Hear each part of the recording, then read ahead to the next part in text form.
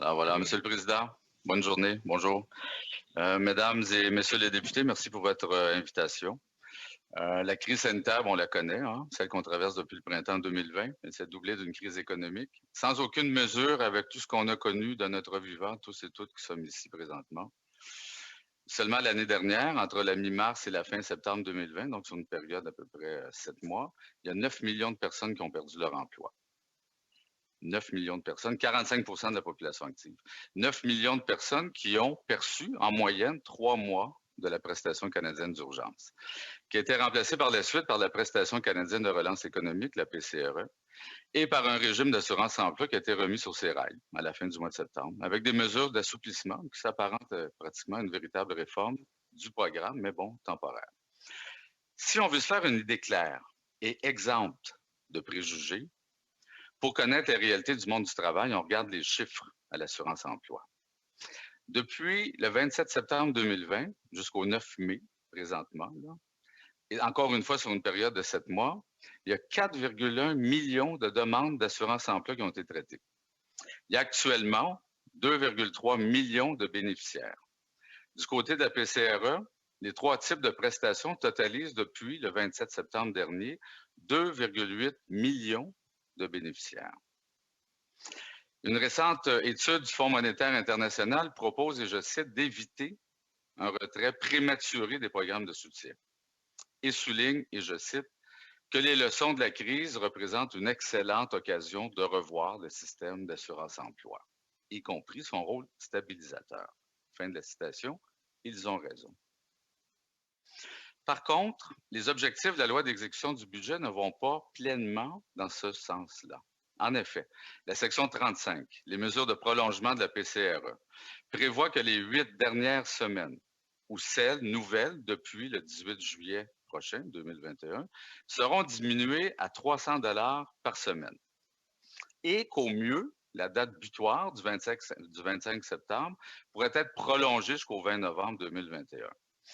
Je vous propose, mesdames et messieurs les députés du comité permanent des finances, et si vous avez ce pouvoir, mais d'amender ce projet de loi et d'uniformiser ces prestations à 500 $. Concernant l'assurance-emploi, la section 36 du projet de loi, on a tous compris qu'elle est très complexe. On remet en place certaines mesures temporaires pour un an, 2021-2022, pour ensuite replacer le statu quo en 2022. On salue les mesures temporaires qui sont annoncées, comme la mise en place d'un critère unique d'admissibilité pour l'ensemble canadien à 420 heures. Le fait que les sanctions rattachées aux raisons de fin d'emploi ne tiennent compte que du seul dernier emploi. Que les rémunérations de fin d'emploi n'aient plus d'impact sur les prestations de chômage et que les saisonniers de 13 régions administratives puissent bénéficier d'un supplément de 5 semaines de prestations. Par contre, il y a deux angles morts dans ces mesures. La première, le calcul du taux de prestation.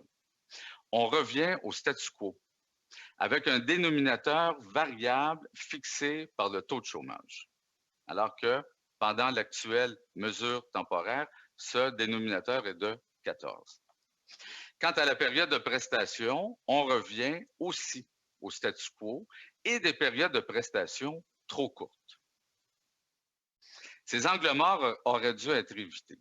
Par exemple, par des mesures temporaires, le renouvellement de mesures temporaires, fixant un dénominateur à 14 et une période de prestation universelle de 50 semaines. À cause même de ces angles morts, le gouvernement n'aide pas les régions de la même manière. Il va même en pénaliser certaines, alors que la pandémie, elle, touche l'ensemble du Canada. Enfin, augmenter les prestations maladie de 15 à 26 semaines est un geste porteur, historique, mais pourquoi retarder sa mise en place au mois d'août 2022, l'année prochaine? Le gouvernement repousse son projet de réformer le programme d'assurance-emploi qu'à cela ne tienne. En attendant, il faut donc des mesures temporaires à la hauteur des besoins. Les angles morts et les failles doivent être corrigés prestement. Quant à la commission qui sera nommée pour évaluer ce programme et faire des recommandations, elle doit travailler sur un an, pas sur 2. Le Canada est un architecte de grandes réalisations sur le plan international. On peut juste penser à la Déclaration universelle des droits de l'homme. autant sur le plan intérieur canadien, aussi avec l'assurance maladie et d'autres mesures qui ont été constructeurs de ce pays. Le filet social est d'une importance capitale pour faire face au chômage et aux crises, et il faut agir en conséquence. Moi, j'invite le comité, puis l'ensemble de notre organisation, nous vous invitons, le comité permanent des finances, à apporter des solutions aux graves défauts qui sont relevés aux sections 35 et 36 du projet de loi C-30. Je vous remercie de votre attention.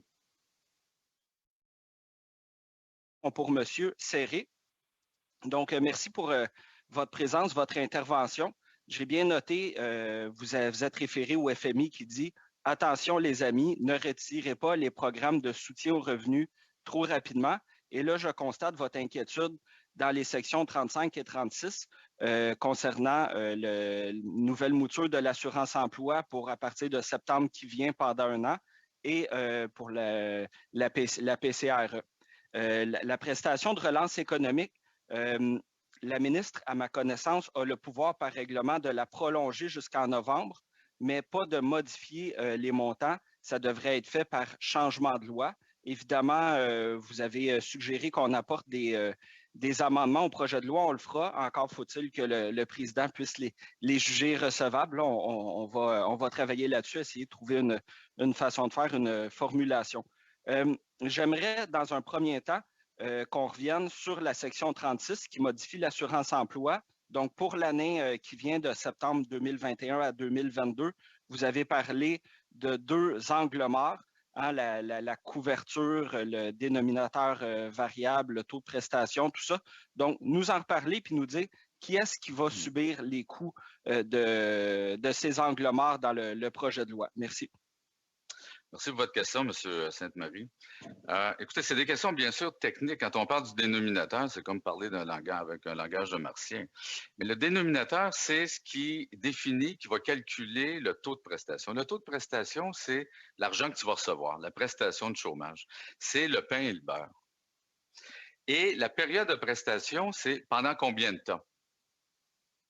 Alors, on revient au statu quo et c'est un peu inexcusable ou inexplicable parce qu'on a déjà des mesures temporaires présentes jusqu'au mois de septembre 2021 et avec un critère unique d'admissibilité de 420 heures, avec le fameux dénominateur 14 unique pour l'ensemble canadien. C'est-à-dire, on va établir le calcul du taux de prestation sur les 14 meilleures semaines et ce 14 est rattaché, bien sûr, aux 420 heures pour se qualifier.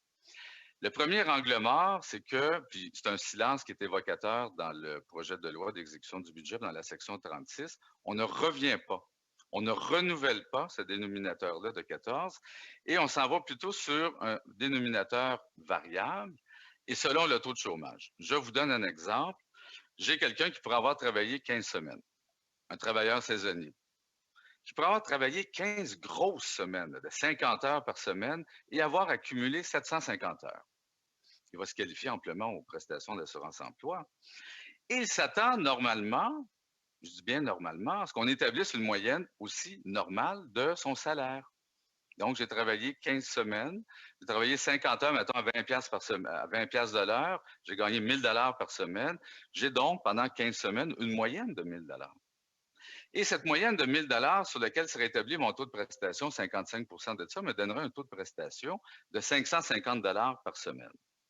En réintroduisant le dénominateur variable selon le taux de chômage, je peux vivre dans une région, parce que les régions administratives du chômage sont très grandes, le découpage est très arbitraire et il y a plusieurs réalités d'emploi différentes à l'intérieur d'une même région.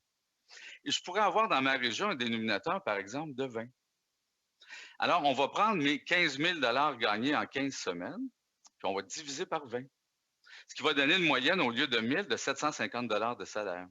On va me donner 55 % de 750 $ de moyenne et on va me donner un taux de prestation de 413. Et là, je viens de perdre 137 $ par semaine.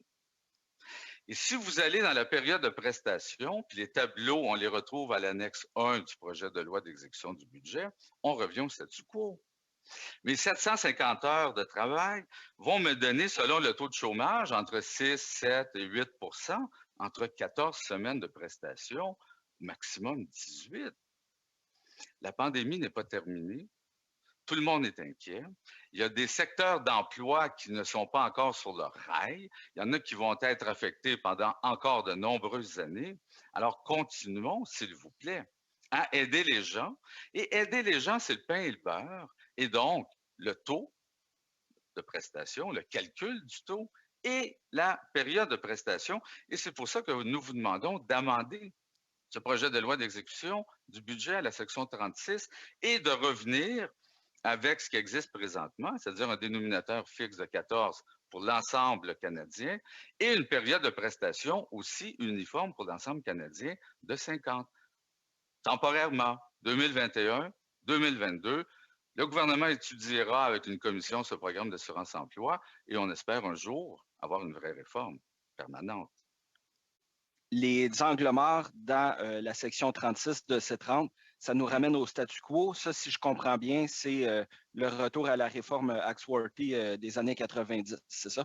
Exactement.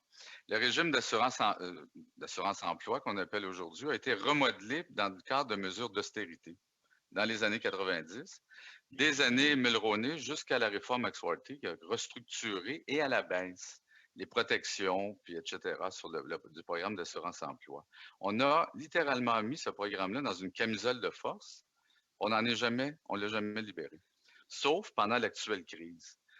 Sauf que les mesures temporaires qu'on met en place et qu'on renouvelle en partie à partir de septembre, bien, ils laissent deux grands angles morts, c'est-à-dire les effets dévastateurs de la réforme Axworthy sur la période de prestation trop courte et sur le calcul basé sur un diviseur qui est variable selon le taux de chômage. Et ça, c'est inspiré d'une réforme, d'une étude qui était la commission Forget des années 80. On voulait annualiser.